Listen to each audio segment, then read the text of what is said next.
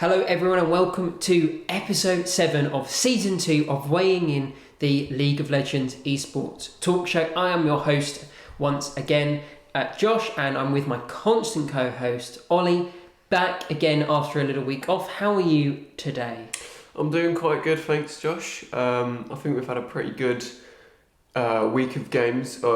2 weeks, like you said, we had a week off. Unfortunately, we couldn't really find the time to record last week, but we're back and hopefully should be back into the swing of things. It's surprising how busy you can be when you're just staying at home the whole time. I don't know what happens, but the days go so fast. So yeah, but we should be back in the swing of it to talk about lots of stuff. And I think, we had a lot to discuss and a lot has happened over the last couple of weeks. So we're just going to dive straight into the episode. The biggest thing being the LCS import discussion that's been happening, to kind of break down exactly what's happened. Pretty much the day after we recorded the last podcast 2 weeks ago, Travis Gafford, an LCS reporter, broke the news that all 10 LCS franchise owners were lobbying Riot Games to allow some either change or removal of the import rule. The actual changes they wanted was unclear. Now, a number of different LCS owners, mainly the owners of Cloud9 and Team Liquid, Jack and Steve, have been on a number of podcasts before arguing for the total removal of the import rule. And this has been brewing, and we had some press conferences in the last 2 weeks in which teams would not answer exactly what they wanted to change, but all said that there were some sort of talks going on between team owners. And then we get to the point where some pro players are starting to give their opinions, which is really good. And we had a really problematic Twitter interaction between Reginald, the CEO and founder of TSM, and Vulcan, the current Cloud9 support, in which Reginald told Vulcan that he would be working minimum wage if it weren't for LCS owners. And that actually got him fined £5,000 for conduct unbecoming of an LCS owner. And he's since said sorry for that and posted a really long blog post, which although I have lots of problems with the blog post, which we'll get into, I have to give him credit, not for being rude to a player, but he's the only owner who's actually come out and had a genuine discussion with the community about what they want to see surrounding the import rule in the LCS. That's a quick overview of exactly what's been going on over the last 2 weeks, and there are many more details and sides, but I think those is the best way that I can display the facts if you haven't been following this particular development. Now over to you, Ollie. Mm-hmm. What do you think? And I think I know which way you fall on this, but... So, my opinion, like the whole thing, is people giving their opinions about this kind of thing on Twitter, not really going into any specifics. Like you mentioned, there's been like a general consensus between most of the LCS teams that something needs to change. And it feels to me like they're on Twitter, on their social medias, they're trying to bring attention to it, just so they can kind of get into contact with Riot Games and then further discuss what they really want. Because I'm sure all of these different teams have a very clear view of what exactly they want to happen. I mean, most of them, it would seem that they really just want the import rule 100% gone. Yeah. At least 3 or 4 of the owners have come out and said that. However, we still have over half the league who haven't given a statement. And it's not even like they're saying that they want it changed. It's just shitty PR answers like, we believe we're global organisations and stuff. And, I'm against changing the import rule. That's what I was saying now. I think that the current import rule is exceptionally good. I don't think that we need to change it in the LCS at all. And I don't think you can just change it in the LCS. Because if you change this rule in the LCS, what happens to EU and LCK and LPL and every other region in the whole world? Because are they all going to stay region locked? I think it's interesting because, like you said, we have the 4 main regions, obviously China, South Korea, Europe and North America. And you have these minor regions where teams specifically players don't really get the publicity that they may deserve or want. And I think with an import rule, it can be even harder for them to get the publicity that they need to, like you said, like the comment that Reginald made on Twitter about Vulcan earning minimum wage. I wouldn't phrase it like that because I think that's really, really rude and not a nice way of phrasing it. But some of these players have been playing and working so hard for years and years and years, 10 years, some of these guys, and they're still not earning enough money to make it a living wage. And without the import rule, they could be much easier scouted by teams in these major regions. They can be picked up by teams and make more money than they're making right now, and have a more successful career and get the publicity that they deserve.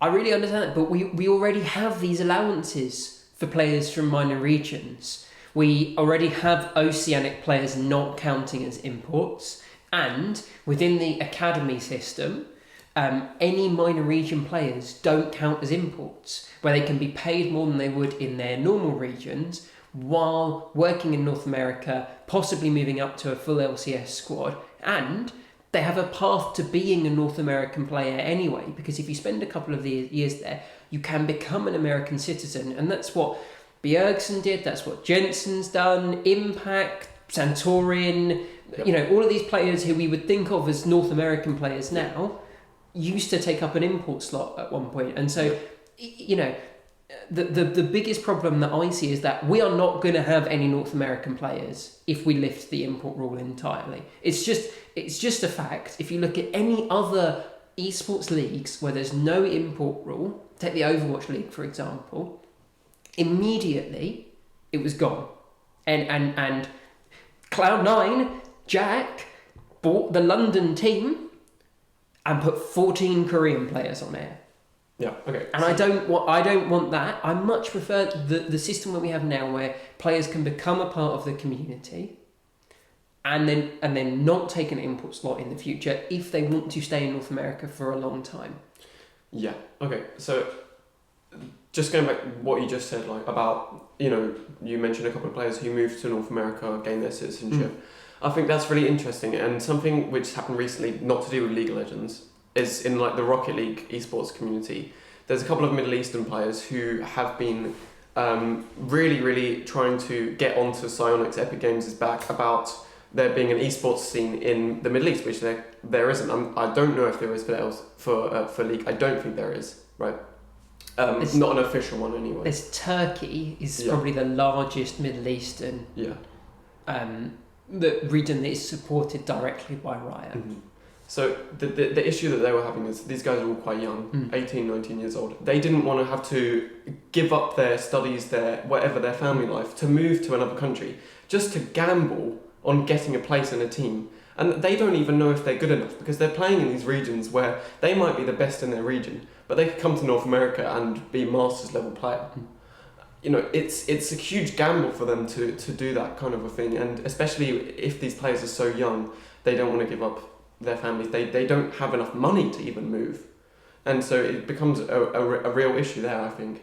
Yeah, I can definitely understand that, and I think maybe we could provide more support in all of the major regions to minor region players. I don't know if Europe, Korea and China have similar rules about minor region players not counting as imports within their academy leagues, although we wouldn't necessarily expect the Korean and Chinese teams to be importing Western players. That could definitely be something, but my main problem isn't that we would have minor region players coming across to try and see if they're good enough. I think that should be supported, because the North American player base is relatively small compared to every other major region. And so if we allow any of these major regions to pick up minor regions to boost their player base, which is one of the big issues, and genuinely boost the player base, that could be quite good. But by totally removing the import rule, we will end up with just Korean and Chinese players, and I don't think a lot of the reasons why team owners want those won't actually give the benefits, because there's no way that North America is going to win Worlds even if we bring over Damwon Gaming, because right, if you bring over Damwon in 2022, the import rule goes away. 2022, we bring over Damwon, and they play 1 year with terrible solo queue players on 60 ping, and they don't have a great team environment. The training, and they don't have the structure they're used to. Do they win Worlds against the Korean and Chinese teams that have been in their natural regions the whole time? That's an interesting point. I think I agree with you in the fact that it kind of just seems a bit selfish by these team owners to want the import rule completely gone. I'm probably in favour of just some slight changes, like we talked about, more support for these different regions which don't really get full support by Riot Games. But like I said, I think it is really important to... You have regions for a reason, right? Yeah. You have North America because the majority, or it should be the majority of those players, are North American players. You have Europe because the majority of those players are European. But not right now. The crazy thing is, the majority of the players on the top teams are not North American. Team Liquid has how many North Americans? Do you know? One? Yes. Yeah. Do you know who it is? Jensen? No, Jensen? he's European. No, okay. Tactical is the only North American on Team Liquid. TSM, how many North Americans have they got? One. Do you know who that is? Not PoE, because he's European. Yeah. Not Speaker. Or it is Speaker. It is Speaker. So Speaker was born in Singapore, I believe. It could be Taiwan, but I believe it's Singapore. But he moved over at such a young age that he's lived the vast majority of his life. So he is North American by citizenship and is North American. Mm-hmm. And trying to think, Cloud9, how many North American? One. Yeah. Blabber is the only North American player. Yeah. No, Vulcan, sorry. Vulcan and Blabber are the only two on that team. It's like, we already have a league which is the vast majority imports. And the thing that I think really shows why this current system is good, where players can earn a path to American citizen, like to league citizenship, is because you don't even think that the league currently has a lot of imports. I still view most of the players on TSM or Team Liquid or Cloud9 as Americans. And part of the branding and the ethos of the NA LCS, I just don't see why it needs to be... I don't even see why it's near the top of the priority list for the owners. There are so many more, like... Just think about the other things you could do to fix North America, right? Make a more competitive solo queue. Make it not have as much ping when they're in LA because the servers are in Chicago. Either move the LCS to Chicago or shard the region and have an East and West server because it's so big and there's only one server. Get better team environment to make players take it more seriously and improve scouting within North Americans because there's basically none of it. Do those things first. And then genuinely having imports might actually make the region better, but bringing over Damwon and FPX is not going to change those things, and it's not going to make North America a more promising region. Yeah, no, I agree. And especially lots of these players, like most of Damwon can't speak English at all, so they'd find it a real struggle to come over and to try and integrate into any team, especially if it was just...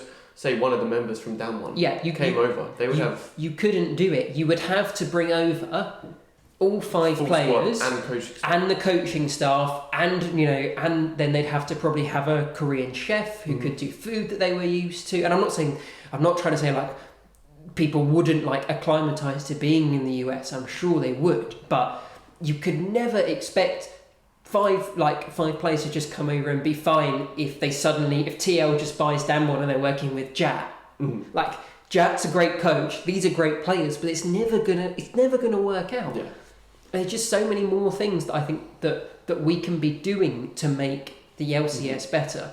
Yeah. And the thing that frustrates me the most is the way lots of the owners are talking about it, because they are essentially saying we cannot win and we cannot be successful businesses if we don't have imports, because we'll never win. And they don't think they can win without imports, which means they can't win with any North American players. Yeah, it's essentially what they're saying. Yeah, and I think that's it feels to me as though it's just kind of like it feels like they're not willing to grind or put in the work to be able to compete at the top level. They're kind of looking for the easy way to win worlds. Like that's what all teams want essentially, and especially these teams that we've talked about, like Team Liquid, Cloud9, and TSM. They all want to win worlds, and we know that, especially because they're like the top teams in NA, and they think, okay, we're going to bring over these players, and they're going to win worlds for us. When that's kind of like what they would see as like the easy option. When in reality, they just need to change like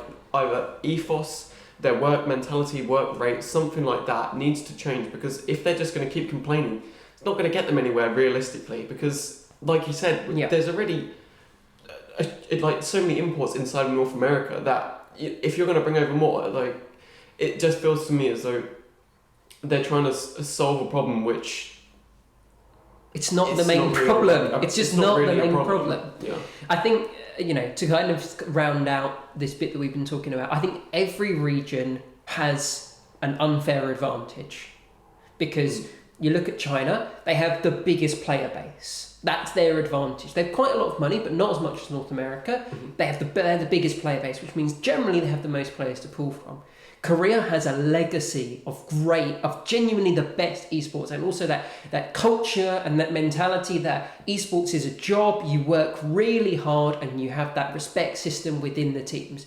Europe has although it doesn't have as many players as China, they have an amazing infrastructure. ERLs is absolutely incredible for developing talent, because it's the biggest developmental scene in the world, even larger than China's, which is 17 developmental teams owned by the Premier League organisations. The number of developmental teams in the ERLs and even below that within Europe is significantly more than anywhere else in the world. And North America, they need to figure out what they can do to compete. And I don't think that removing the import order thing, I think, North America has the most money out of any region by far. And China's got a lot of money. Like, North America have so much money, and it doesn't seem like it's going in the right places. We're not seeing humongous coaching staffs and a lot of money spent on talent recognition or talent development. Like in America, right? The NBA, not the NBA, the baseball league, the NBL. Do you know what they do?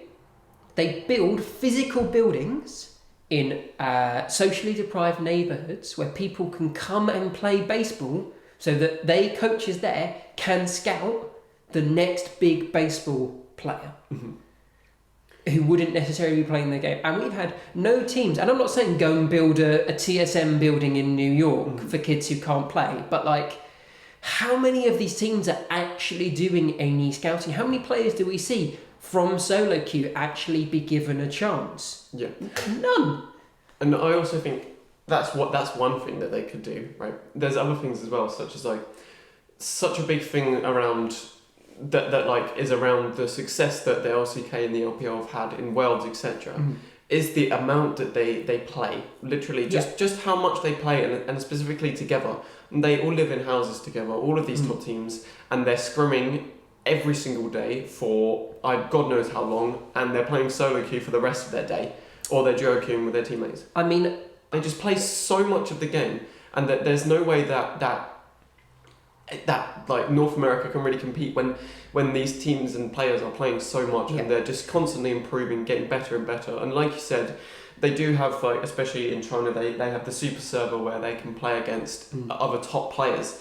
If NA had something like that, it would give them another fighting chance. I feel like you said, money is just not being invested in the right areas. And like, just to touch on that point about how much players from other regions play. I remember, it could have been 2017 or 2016. Around then, I think Faker played 60% more games than any North American pro, and he wasn't even the player who had played the most going to Worlds from Korea. Like, they play more than us, and there's no way that you take it to basketball, right? If you have a person who just shoots 60% more practices 60% more 3-point shots than you're you're never going to be as consistent and as high quality. And the same thing applies for league. And you can't expect to be able to just take players and put them in North America for a year and have any success.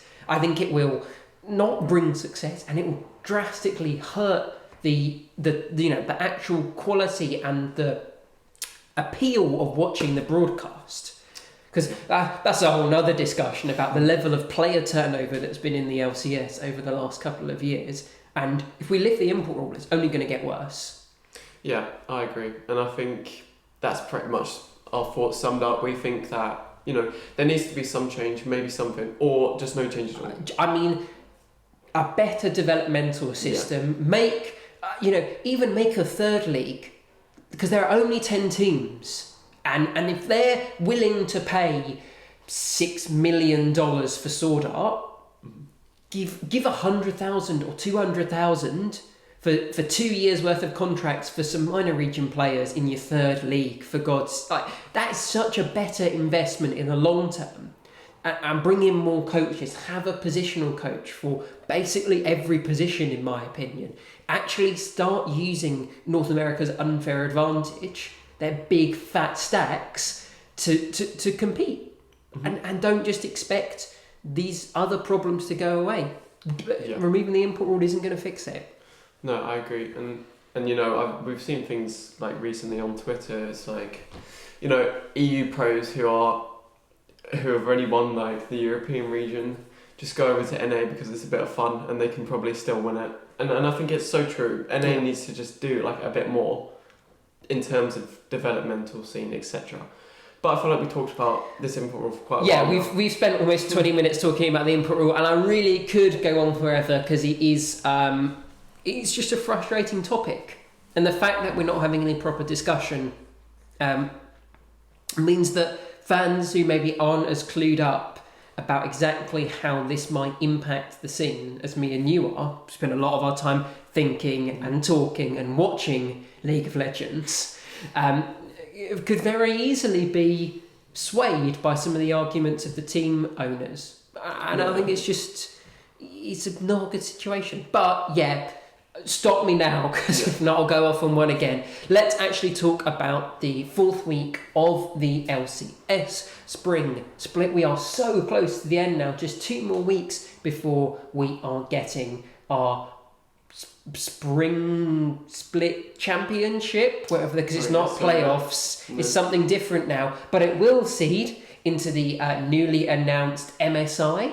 I don't know if you saw this. MSI is going to be taking place in Iceland this year, in Reykjavik, and that's very interesting, but we'll talk about that in a couple of weeks' time as we start to actually kind of ramp up and we know which teams are going to be going.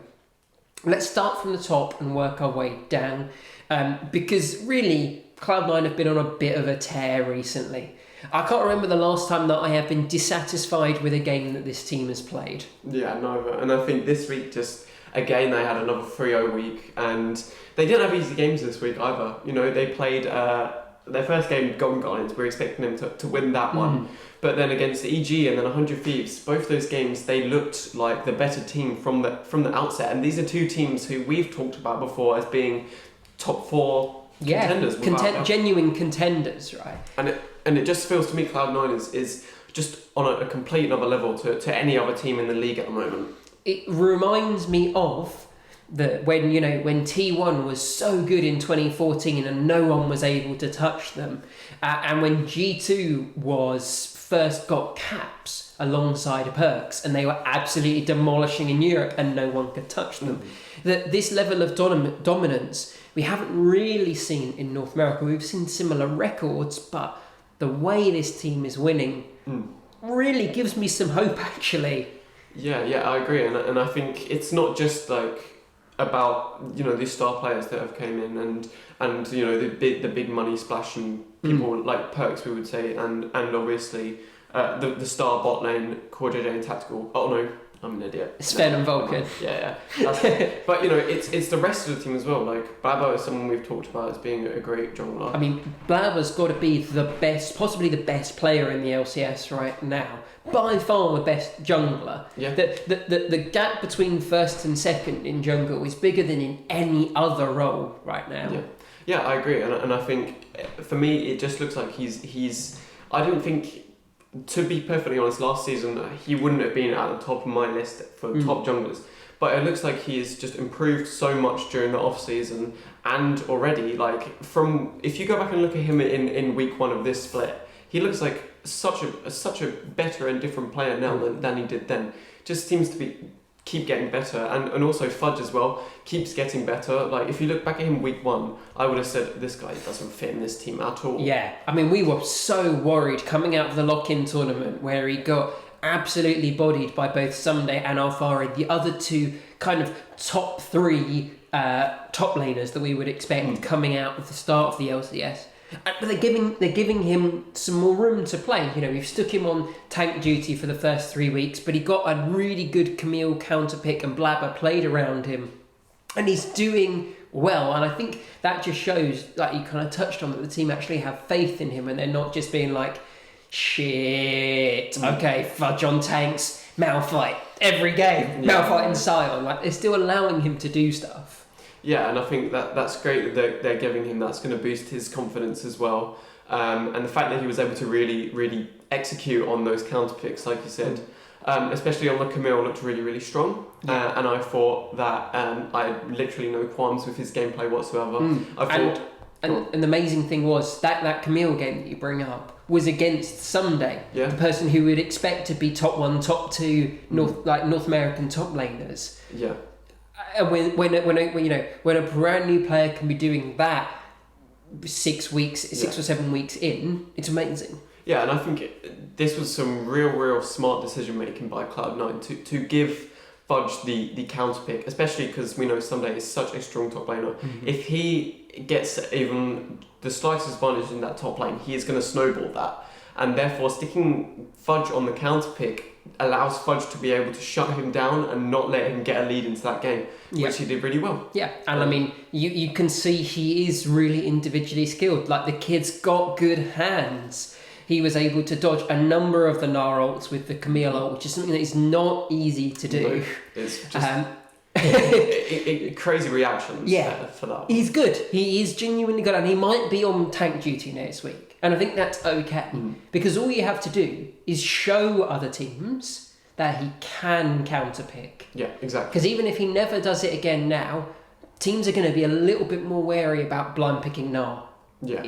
Every time if Camille is up, or Jax or something like that, because Cloud9 can show, just by showing that they have faith in him, and they do it once and it works, now every team has to be worried. And going into a best of 5, that's so valuable. Yeah, without a doubt, and especially if you're leaving that pick until, if you're say red side, leaving that pick until 5th pick, it just like you said, it makes the other team have to think a bit more, change up their game plan a little bit in draft, and it just brings a whole other aspect to Cloud9's gameplay, and that's something really important. They've showed that they don't really have one specific playstyle this season. We know Blabber likes to play around the strong side, obviously. That's what every jungler does. Yeah. But, it doesn't matter if Fudge is on the Camille, if he's on the Malphite, if he's on the Sion, if he's playing Jax. He has this diversity, and like I said, it brings just a whole new element of diversity to Cloud9's game.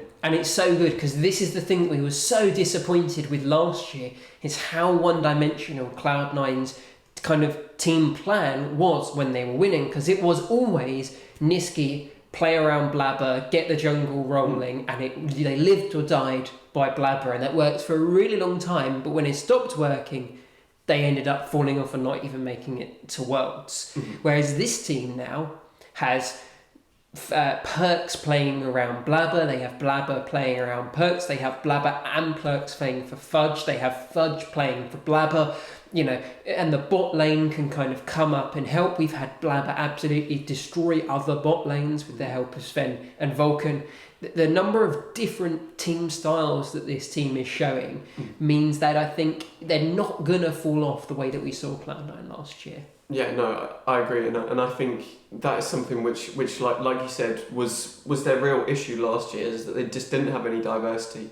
This year they look like a completely different team, and to be honest, I think it's probably just due to that mid lane switch up, and obviously the top lane as well. I think bringing in these new players really added like a whole other diversity. Like you said, they're able to play around each other a bit more, and you could, I mean, I don't think anyone's going to dispute the fact that Perks is more gifted than Niski was, whether that's just due to him playing more. I mean, he's been in the scene for longer than Niski, but you know, he's clearly a better player, can play whatever he wants to play and probably still do well on it. So, you know, with these amazing talents and the great team play that they have, this team just looks to be crazy on another level. And I think they're the heavy favourites to kind of win spring and go to MSI, which is brilliant because, you know, 3 of these players didn't get that opportunity last year when Cloud9 won at spring split due to COVID, and so they can actually get the chance to now go to MSI and show how good North America can be. This team looks better than last year. And I tell you what, some of the owners are really going to have pie on their face if Cloud9 come away winning MSI. With a team of quite a lot of like more North American players than any of the other top teams. And I think they could have a chance. They're going to have a really tough competition with how strong some of the other regions are looking, especially with how dominant both Damwon Gaming and who's first in the LPL at the moment? FPX, I think. RNG are first. Are they? Yeah. It's RNG, EDG, and then FPX, I think. But you send any of those 3 teams and you think Cloud9 are going to be scared, but I don't see why Cloud9 can't be a finalist at MSI right now. With the level they're improving, I think this team, it's almost, we are kind of getting to the point where we have to try and find any team that we think can beat Cloud9 in a best of 5. Yeah, and I'm really excited to see them. I'm pretty sure they're going to go to MSI now. Yeah. So I'm pretty excited to see them play against these international teams. Yeah. It'll give us a better idea of how they rank in the world scale, at least. Yeah, 100%. Now let's move on. Now we've given our kudos to easily the best team in North America, and I want to ask you, kind of following on from the point that I just said, if any team is gonna beat Cloud9, which team is it gonna be? Pick a team that you think is most likely to beat Cloud9, and we'll have a little chat about them next. Well, I think the main team for me, and you're going to say, oh, they suck, is Liquid. I think Liquid for me is the only team that has a real chance of beating Cloud9. And the reason I say that is because, right, for me, there's a huge bot gap between Liquid and Cloud9, and that's something which we've seen Cloud9 struggle a little bit with in the past. That's kind of their one weak spot of the team, because the rest of the team looks unbelievably solid. I have no dispute against that whatsoever. I just think Liquid has a real way of playing their game. They know what to do, and they seem to always perform against the number 1 or the number 2 spot, whether if they're in the number 1 spot, they demolish the number 2 team. If they're 4th like they are right now, they always seem to perform against these top teams. I have to agree, historically speaking. Team Liquid have an amazing lineup, and we saw how amazing they were in the lock-in tournament, beating this Cloud9 lineup in a best of 5. I just think that they've stayed so stagnant. If you compare Team Liquid in the lock-in to week 4 Team Liquid, do they look better or do they look the same or worse? I would say they probably just look the same. But every other team's got worse. And every other team's gotten better. Cloud9 has gotten better, TSM's gotten better, and Team Liquid are falling behind in this arm race. And I definitely think if they can improve from week 4 until spring playoffs, then they're the clear favourite to have the biggest chance, not favourite, but they have the biggest chance to upset Cloud9. But I don't know what's going on, but they're not improving, and that's really disappointing considering the calibre of players they have on the team. Yeah, I agree, and I think it would be really interesting to see these two teams play. But yeah, like you said, even if that would be the one team that I would see them taking. Right now, I just don't think they really have a chance against Cloud9. The thing that I want, the biggest thing that I want from Team Liquid to improve has to be tactical. Like you mentioned, historically, Tactical and Core GJ have been an incredible bot lane, literally bot gapping and duo killing everyone else in the league. And they have not been doing that. And there have been a number of interviews where Tactical has been complaining of burnout and he's really struggling. And you can see that every game in his play. And I need the support staff and the coaches to give this team the direction and the improvement that they really need to keep up with the other top teams in the LCS. Yeah, I agree. I don't know if there needs to be a change with something internally. I mean, the players and the staff are going to know more about that than we can speak on. But something needs to change. Whether that's giving Tactical a break for a little while, bringing in their sub, for example, just for a little while, and then they can get Tactical back in the game when he's feeling a bit more like himself, because we know he is a amazing ADC. Yeah, at his peak, he is one of the best in North America, if not the best. And right now, he's just not performing to that level, and it's quite sad to see. I think my opinion on the team that has the most chance to beat Cloud9, if we take everyone's performance right now, we don't think about login, we just think about the last couple of weeks of LCS, it has to be TSM. Because this team really has risen from the ashes, the meme ashes they were in lock-in and in week 1. They've turned around so much. Yeah, I think I agree. This week they had obviously the upset versus FlyQuest, but they managed to beat Team Liquid, a team we just talked about. So yeah, I feel like pretty convincing win all in all. The thing that I think is the best sign for TSM is something that we actually talked about when we were talking about Cloud9, right? We said Cloud9, they play lots of different styles, and we hadn't seen a second successful style from TSM until this week, because they were doing the leave Hooney on a weak side, Speaker play towards mid, both Speaker and Sword Up playing towards mid, getting PoE rolling. This week, they totally change it up. First game, split pushing, beat Team Liquid. And then they did it again, and they're putting Hooney on some strong picks on the Jace, even though they did it, against FlyQuest and lost. I don't think that's the end of the world, because this team is always going to have teething issues with 5 players who've never played together. But the fact they have a second style is so much. It's not even twice as good. It's more than twice as good as having one style.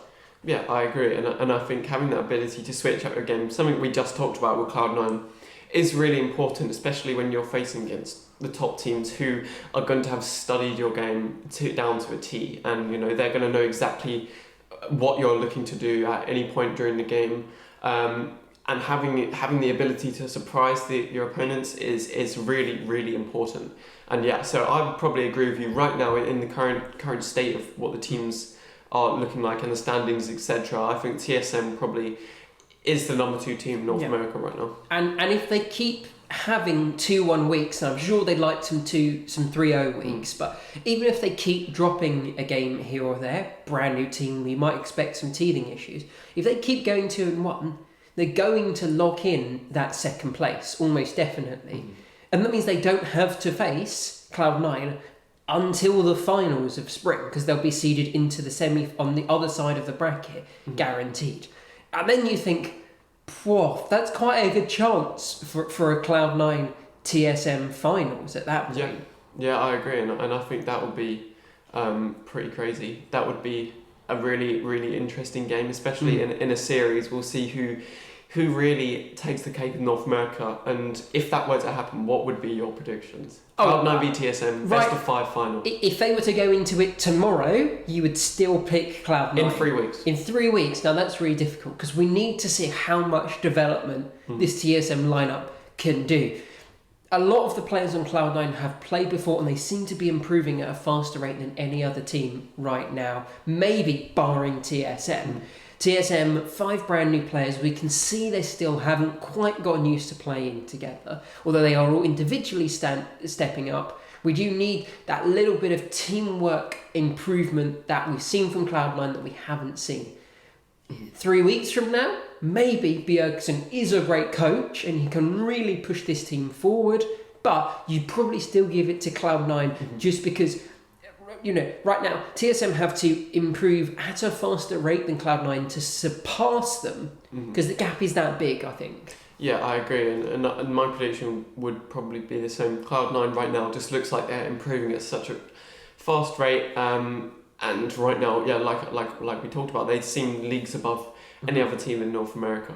Yeah, God, if it's a TSM Cloud9 finals, I think that will be incredibly hype, and I definitely could see that happening if we don't see some of the other teams, such as Team Liquid, really start to improve their play. I think the other team that we really want to see improve, who haven't been, is 100 Thieves. Yeah, I agree, and I think they started off really strong in the lock-in tournament. They looked like one of the best teams there. They looked third place behind Cloud9 and Team Liquid. Yeah, right? Yeah, and now obviously they're above Team Liquid in the standings. But for me, it feels like there's just some kind of. And I mean, I guess it's they seem to, for me, to be like the same as kind of in a position as Team Liquid, where they started off really well. They're still doing really well, but they're not getting better. Like we talked about with Team Liquid. I think so. So my diagnosis for this team is they're scared.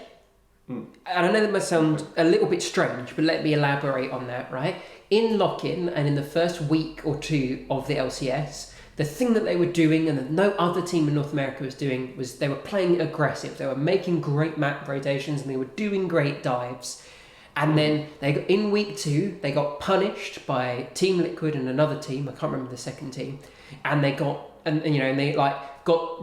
a 3v2 dive and lost 2 and didn't kill anyone on the turret. And that's really embarrassing. But ever since those games, week 3 and week 4, we have seen no dives. Very little map moves. This team isn't playing as a team. They're kind of just using a great top lane and a great bot lane to carry them through. And a really worrying fact, right, is Closer. We think of him as quite a good jungler, right?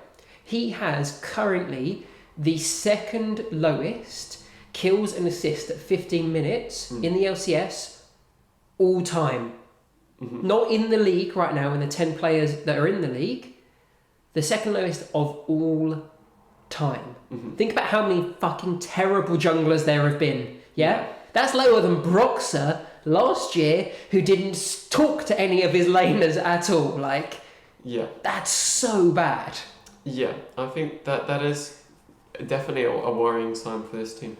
The fact that they're still managing to pick up games, to me, and especially if you look at the way that they play, it's not that they're going for these hyper aggressive early game kills, and that might be one of the reasons that they have this stat, which doesn't. I mean, you can look at stats and think, oh wow, this team's shit.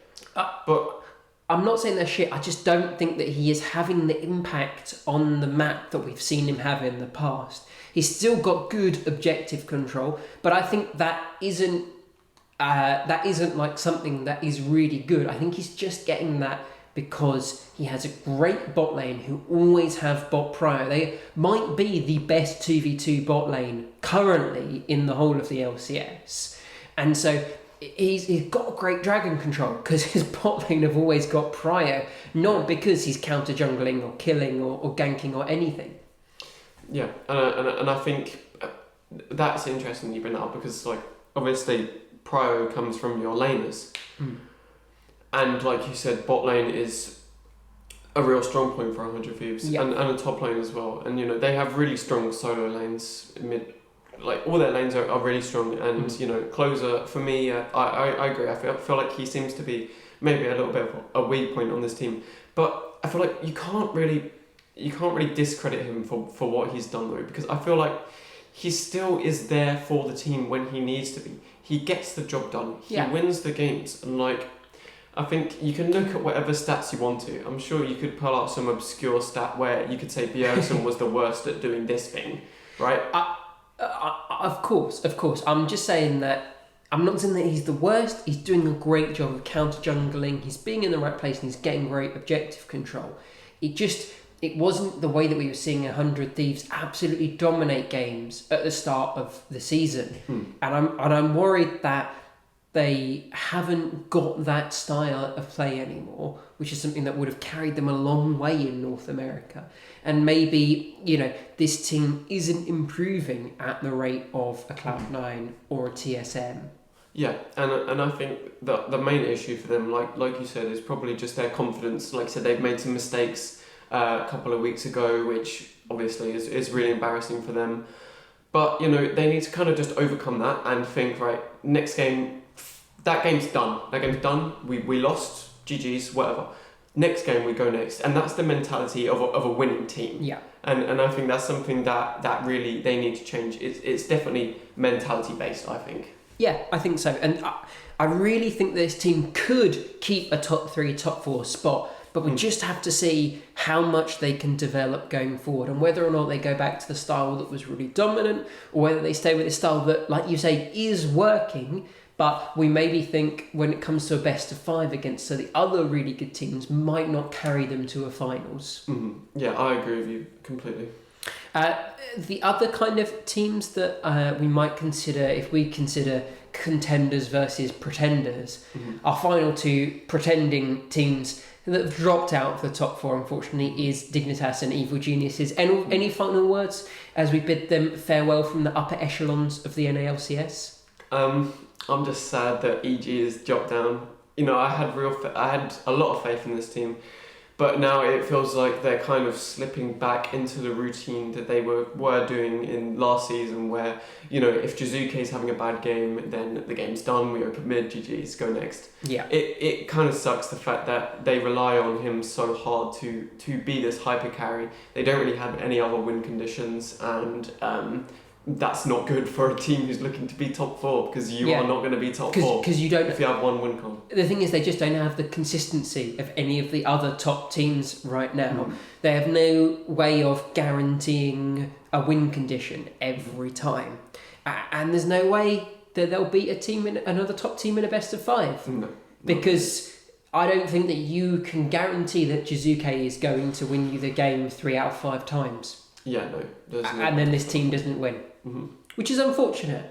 But I think that concludes the LCS portion of this. We'll bring you an update on whatever the new import rule drama is next week. And we'll see how these teams are going to be performed because it's another really big week. We've got some great matches coming up next week. Most importantly, I think it's those Saturday matches and those Sunday matches, that are going to be incredible. Saturday, we've got 2 absolute bangers with 100 Thieves playing TSM and Cloud9 playing Team Liquid. A great opportunity for Team Liquid to prove that they could be one of the top teams to beat Cloud9. A chance for TSM to differentiate themselves in the standings from 100 Thieves and pretty much lock in that second place spot going forward. And then Sunday, we do have another test for Cloud9 going up against TSM. And, Cloud9 are basically going to play the 2 teams that might be able to beat them in a best of 5. And if they absolutely destroy both of those games, I think it's 3-0s all the way in the spring split. Yeah, I would have to agree. And this week, we've got some exciting games, like you said. Yeah, absolutely cannot wait. And I think they'll be brilliant to talk about on next week's episode. So let's move on to the LEC now. We don't have a massive drama rant to get through. It's been pretty quiet for the last week in the LEC. I think the biggest story since the last time we've done an episode has to be the fall of Schalke because, the last time we talked, they had a 4-win streak and then lost a couple of tough games. Since then, they've lost another 4 games. They've gone from going to a 4-week win streak to a 0-6 loss streak. Yeah. What is going wrong with this team? I feel like, they played against Rogue this week, and Rogue right now is just dominating every single team in the league. Yeah. It feels like they are they're definitely first or second best. Whether they can compete with G2, we'll have to see. They already played G2 recently, and they play them next week. They play them. It's tomorrow that they play. Yeah, For us tomorrow, and that's going to be a great game. Anyway, back to Schalke. they're just really.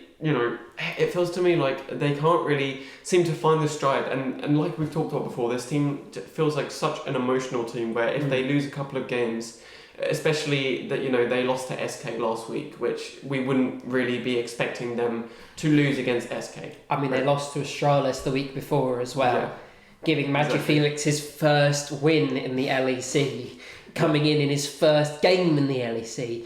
This team, I think, you've got to have a pretty strong mental right now to come back from this. And I don't know if they have that leading figure with the strong mental to go, guys, take it easy. We need to reset. We need to figure out what's going to work.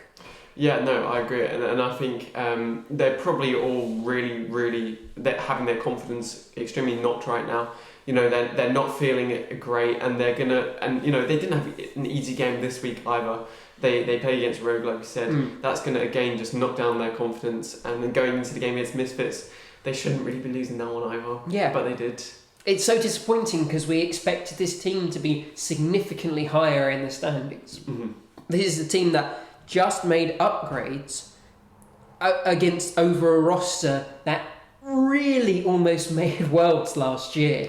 Yeah. They were definitely the fifth best team, if not the fourth, arguably. And they just isn't working. Yeah, no, and I don't really know what they can do to kind of sort out their issues.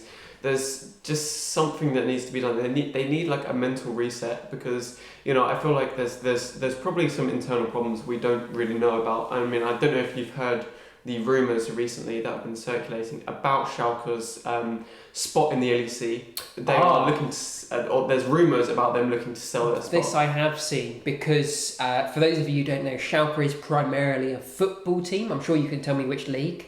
I think it's the Eredivisie, which is the... No, I don't think it is. It's German. The Bundesliga. It's the German league, right? Yeah. That was going to be my guess. Yeah, and they are really bad. Yeah. They're last in their German football league, and also, as I'm sure, if you haven't noticed, we are in the middle of a global pandemic where physical sports haven't really had the same boom that esports have, and this is a team that, both being last and having the financial struggles of COVID not allowing their football team to even play and get the sponsorship money that they would be getting as a last place team, has put a lot of strains. And I liked how transparent Schalke were. Rumours start to come out, and they just put a tweet out, and it says, please stop putting rumours out. We're investigating all options with the organisation, but we don't know what's going to happen. And I think that's a really nice, transparent way of being honest with fans. And I think if they do stick around in the LEC, it will buy a lot of goodwill with fans, because we don't really see that level of transparency in a lot of other teams. Yeah, I agree. And, like you mentioned, obviously they're primarily a football team. And there was talks of, this spot, if they were to sell this spot, it could go for some crazy money, like tens of millions of dollars, or euros rather, that we're talking. And that could really help out a football team to sign some new players, whatever. Because obviously that's been their primary focus since ages and ages ago. It's quite an old club. And it's likely that it might be a better investment right now. Like, let's be honest, I don't know how many League of Legends professional teams are making a lot of money. Whereas if you put that into a football team, like, football teams make money. Generally, if they're not managed poorly and they don't have a global pandemic, they make money. And you can't blame this team for thinking about selling what is a really valuable spot in the LEC. But I like I like the transparency. I'd much prefer them to say, we're thinking about it, we'll let you know in a couple of weeks' time. Rather than saying nothing and then being like, oh yeah, we're selling the spot in between spring and summer and we're booting all of our players and they're not going to be able to join any other teams. Yeah, I agree. And I think, hopefully if they do end up selling their spot, I'd love to see these players still playing, to be honest, because I think all of these players still have great potential, even though they're in a bit of a slump right now. You know, there's nothing to say that they can't bounce back, even as the team that they're in right now. And we've seen them go through stages like this before. They're individually great players. They really are. It's sad to see that they're not working out as a team for whatever reason that may be, whether it's problems between players, or whether it's an organisation problem where they don't quite have the financial support to really excel as a team, or the worry of losing a spot on the team. Whatever it is that's making these 5 players not work together, they are individually great players. And so I'm not worried about these guys having a future in the LEC necessarily, but it's just not working as a 5-man unit right now. Yeah, no, and it's a real shame, you know, because they had great potential, I thought, at the beginning of this season with their new signings. You know, I was really excited to see this team play together, but unfortunately, no, But there's nothing to really say. I mean, although they probably will not make playoffs now, there's nothing to say that they can't change it around during, you know, in between the spring and the summer split, and come back and make a huge turnaround for the summer split, which we saw them do last year. Yeah. So, you know, maybe they're still holding on to faith. Hopefully something changes. And they have the benefit being an LEC compared to the LCS, where their wins and losses don't carry over to summer. So they really can take some time off if they don't make it into playoffs, start with a clean slate, and do much better in the summer split. But let's turn our attention and talk about the other end of the LEC, and let's talk about the team which you literally couldn't stop mentioning earlier, which was Rogue, who have been on an incredible tear. I can't remember how many games they've won in a row now. 2, 4. So they've won 4 in a row, having lost to G2, the other top team in the LEC, which I think is absolutely fair enough. Yeah. Do you think Rogue are better than G2? Oh, I don't really know. I feel like it's hard to say because right now G2 just seems like they have such a fundamental game plan, and they're so fundamentally insanely talented and mechanically gifted. All of these players are so good. Like you can't say anyone on G2 is like a weak point, because they are all just crazy fucking good at the game. It would be really nice if Jankos could hit a Nidalee spear, though. No.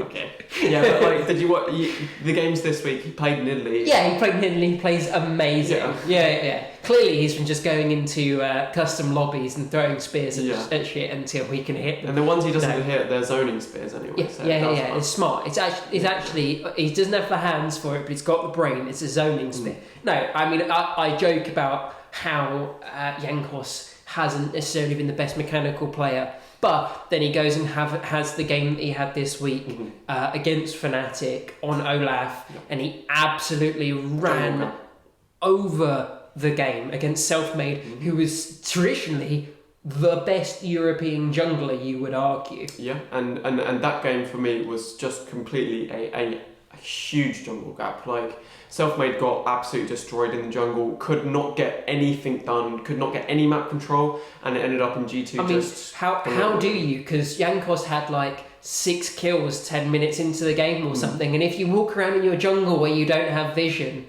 Jankos can just be in a book on Olaf and just absolutely slap Selfmade around the head. Like, there's no way that the Lilia is going to do anything when you've fallen that far behind that early. Especially against someone like an Olaf who really excels, especially against, I mean, it is a counter pick against Lilia, right? Yeah. You get sleeped, you hit R, and then you're not sleeped, and then you one-shot Lilia. Run at her and she can't. Like, she's fast, but Olaf is faster. Yeah, especially with the ult, you know. Yeah. It's huge counter pick, so G2 really, really smart thinking there, and especially with their whole team comp, it played really, really well. And, you know, I mean, G2 just obviously are the best team, even though Fnatic and G2 are now 1-1 in the series. I think G2 really, really showed why they are, I would say, the best team in EU at the moment. Yeah, I think against Fnatic.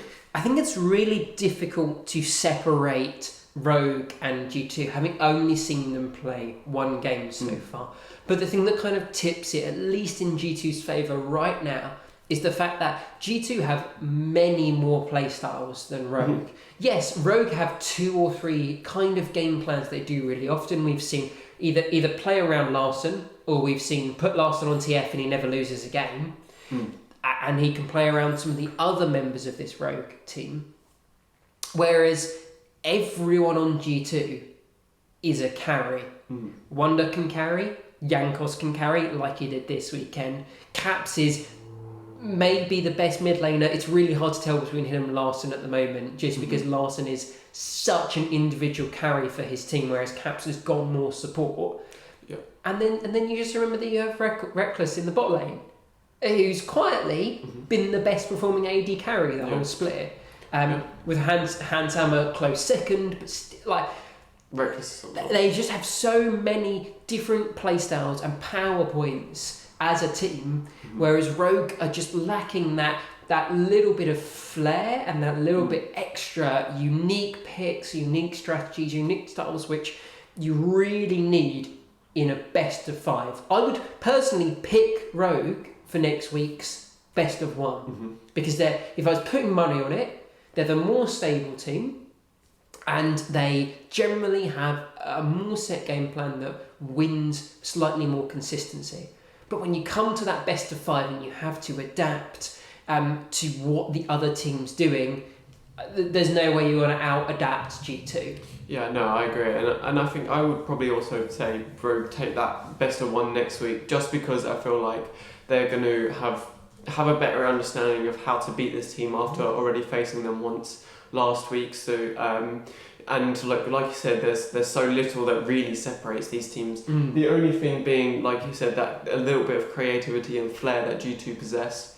But I feel like Rogue has like we talked about, the fundamentals and their game plan, and they stick to that and win some games. I honestly think the basic fundamentals of League of Legends, wave control, map rotations, and those kind of really fundamental things that we see some teams lacking. I think Rogue has the best fundamentals in the whole LEC.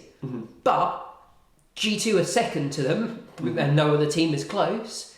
But G2 have the individual players in certain matchups that give them the edge and give them the level of creativity that we've always seen from this team.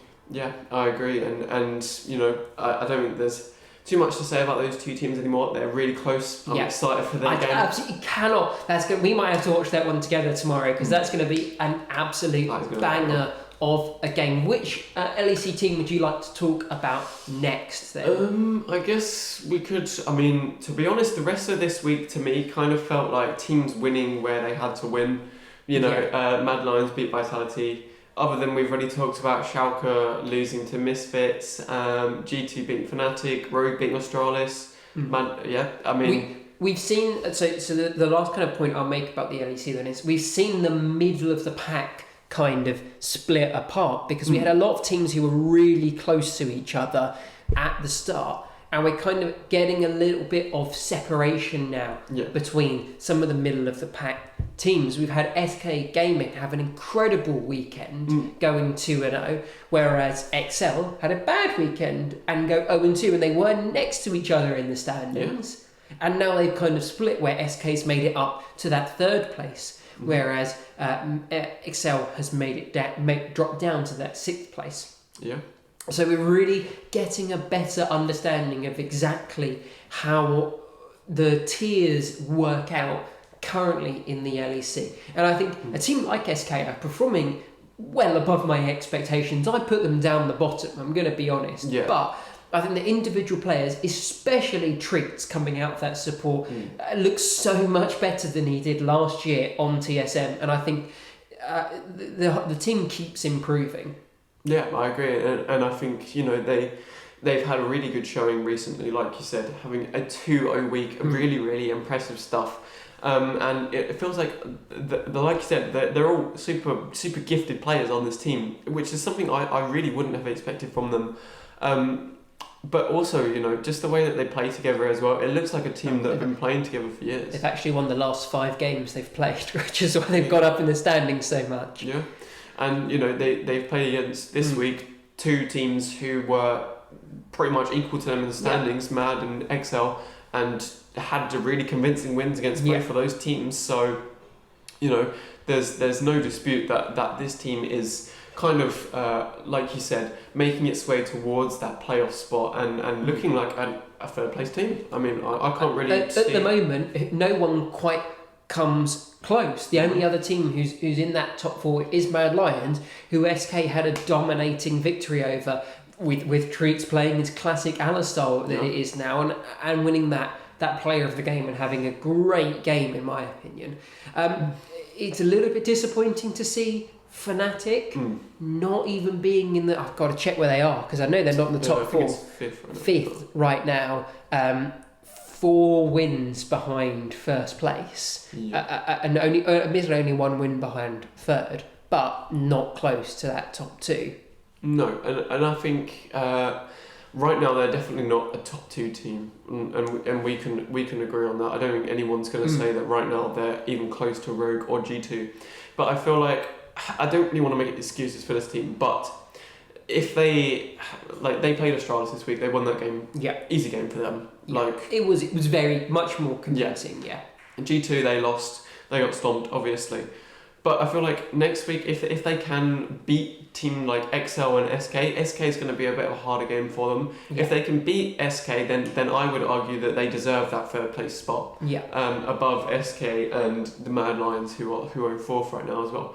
So I think next week is going to be the real test for them, because obviously this week they didn't have the easiest game against G2. So, you know, if they can pick up 2 wins next week, that will accelerate them towards the top. And depending on how SK do, I mean, we're assuming they'll win against Vitality. They'll be drawn 3rd with them if they can beat SK. So, yeah, you know, it's still really close, I think, between that 3rd and kind of 5th place spot. 100%. Everyone's kind of fighting. But you kind of highlight my final point, which was it's really close in that 3rd to 5th place. But that 3rd to 5th is not close to our top 2 teams in the LEC right now. There is a real gap between 1st and 2nd, joint 1st, but G2 have the current 1-0 over Rogue. 3rd to 5th, and then there's a huge gap to the rest of the teams. And we have seen some of those teams improve. Astralis are now not last, which is actually incredible for this team, considering I thought they were going to be 0 and 18 probably, but they're beating Vitality at the moment to see who can come last place. But yeah, you really are kind of getting that separation in the LEC, which is something we don't always see, because sometimes it can be really close in this region. Yeah, and I honestly don't think it's a crazy bad thing, other than the fact that, I mean, looking back at it before the season started, right, we were thinking, okay, G2 is going to dominate this, and we thought they were going to be miles ahead of any other team. Yeah. And then Rogue said, no, we're also here.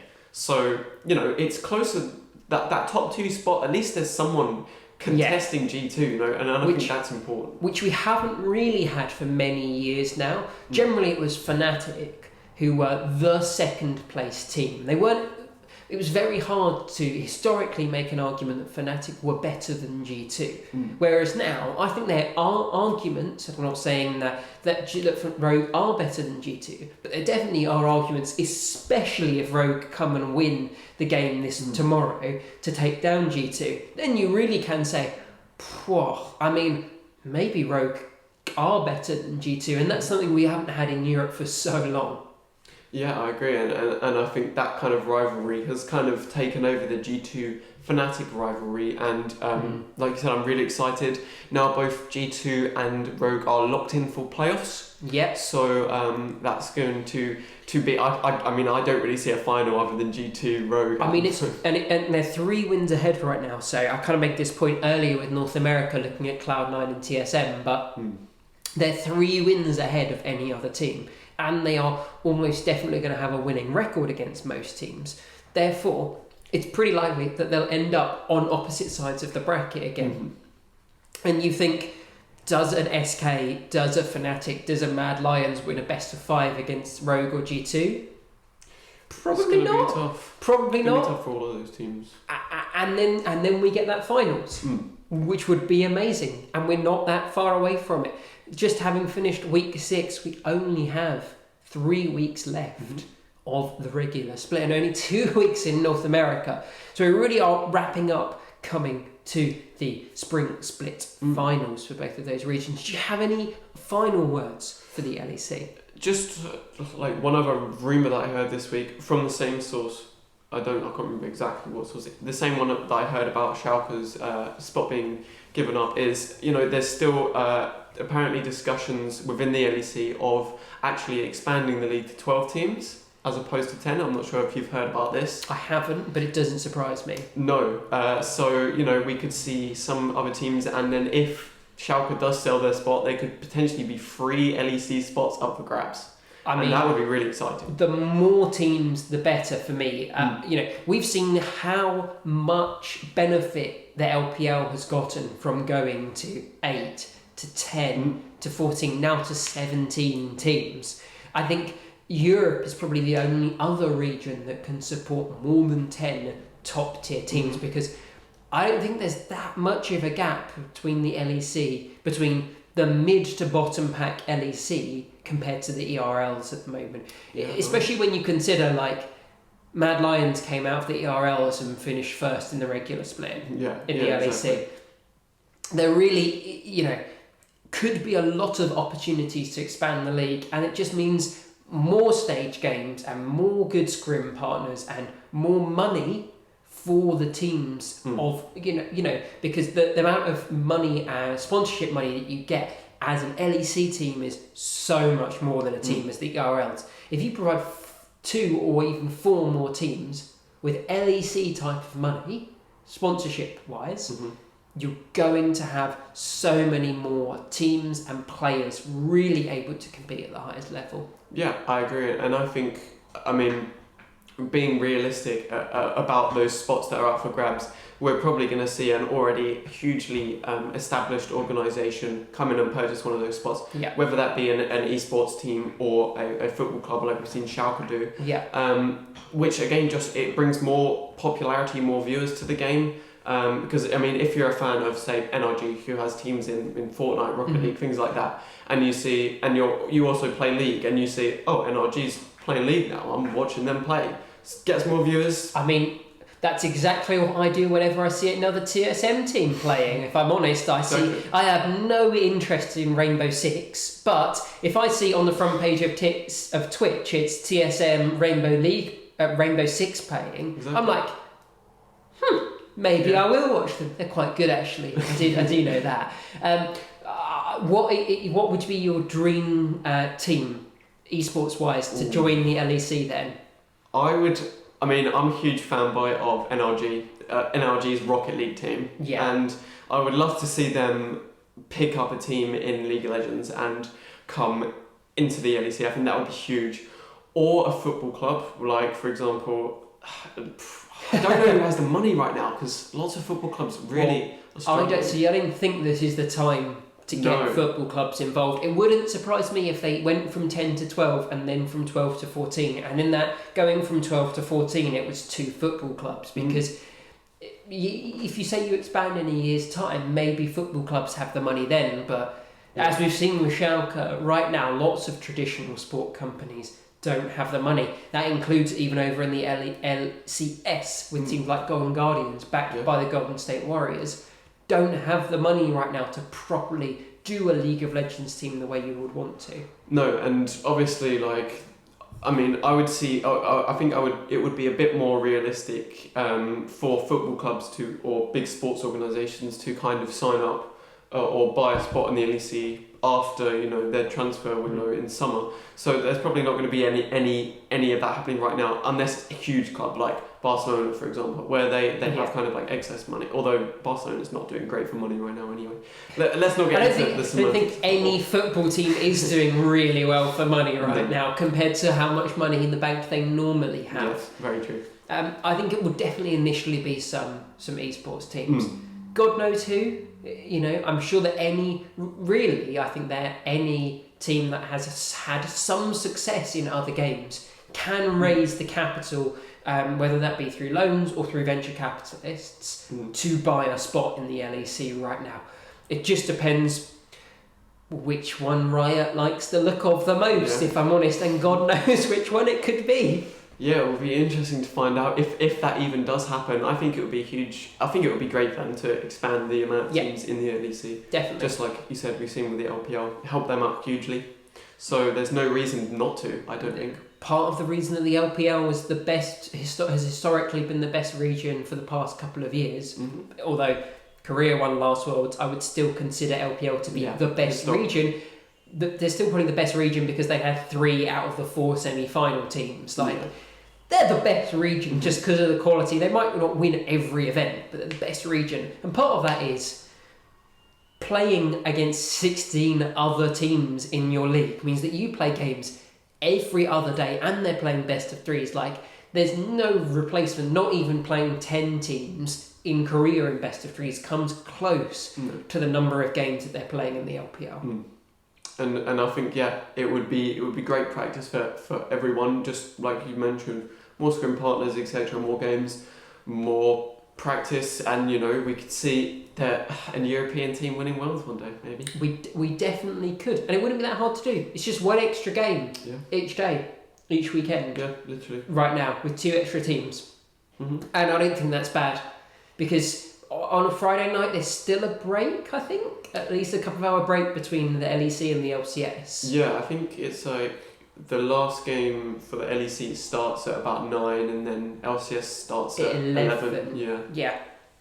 So you could easily slot in another game there, and then you transfer that viewership over to the LCS, and then start the LEC earlier on a Saturday. Yeah. I've not got anything else to do other than watch League on a Saturday afternoon. And they already start. I can't remember which day they started earlier on, but one day they start at 4 and one day they start at 5.